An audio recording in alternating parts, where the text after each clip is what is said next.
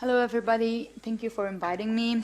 After weeks of discussions about the burkini, whether it is clothing like any other, and about the right of wearing it, is it an individual freedom, or should it be known as the symbol of discrimination? The burkini became a hot item.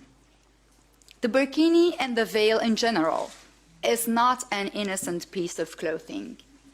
It is indeed the symbol of discrimination. The philosophy behind the hijab, or veil, which is based on theology, deprives women of their rights and freedom and makes them dependent of the man, who should give his permission for every single thing.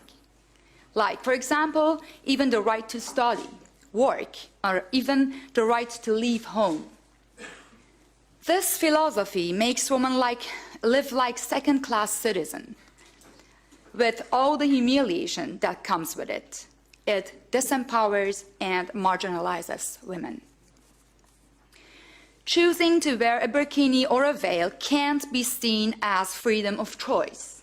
Don't forget that the Muslim women who pretend to choose this are grown up with the indoctrination by their families and community, who believe that wearing a veil is a good choice to be a good woman and to obtain more respect of the community.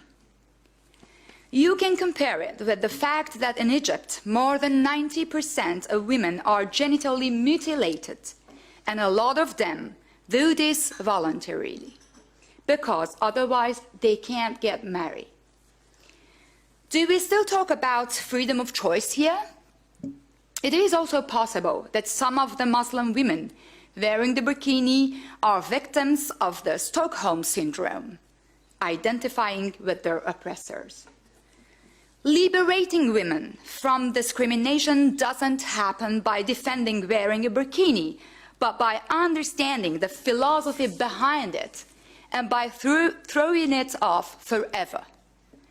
The ideology behind the burkini doesn't have any respect for the individual choice. It is religious, and in religion people obey. It is not about rights, but about duties. Based on my own experiences in the Islamic Republic of Iran with similar cases, I don't believe that wearing a burkini helps Muslim women from conservative families to go out. Most of them, even with a burkini, are not allowed to go to the beach. And a lot of Muslim women who were free to go to the beach in a swimming suit should change it into a burkini under pressure of their family and community, unless the enlightenment in connection with this covering clothing and the philosophy behind it is widely occurred.